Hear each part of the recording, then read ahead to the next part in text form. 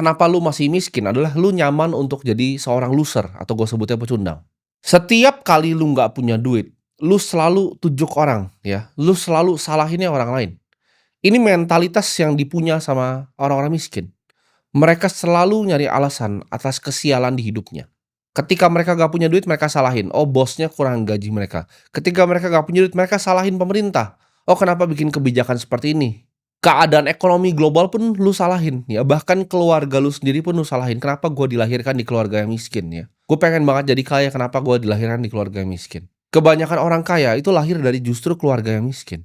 Karena keadaan yang sulit itu bikin orang-orang yang tangguh.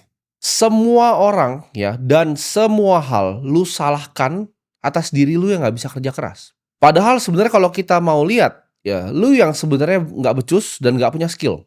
Selama lu masih nunjuk jari ibaratnya keluar, lu masih nunjuk orang begini, lu nggak akan pernah keluar dari yang namanya kemiskinan.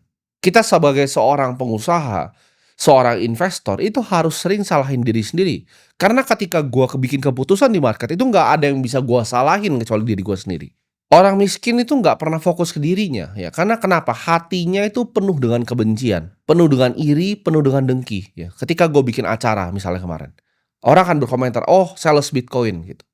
Padahal gue datang ke situ bersama triliuner yang lainnya, ya. Untuk ngajarin memang mereka-mereka yang emang udah pengen belajar gitu loh. Tapi yang pengen belajar ini sama di luar dikatain kenapa?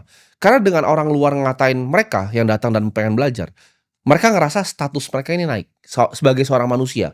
Mereka miskin, hidupnya nggak enak ya, nggak ada yang bisa dibanggain, diinjek-injek sama mertuanya, yang mereka bisa lakukan apa? Ngatain orang di TikTok. Kan mereka cuma scrolling doang, mereka ngatain. Oh, ini sales Bitcoin dan pengikutnya. Mereka nggak paham aset itu apa yang sebenarnya gue pengen ajarin di sana, apa yang didapatkan dari orang-orang yang datang di acara tersebut. Mereka nggak peduli, mereka mau nyalain semuanya kecuali diri mereka, ya. Iri dengkinya besar sekali dan kebenciannya luar biasa terhadap hidup dan dunia dan bahkan benci sama dirinya sendiri. Makanya gue kasihan kadang kalau lihat orang seperti itu.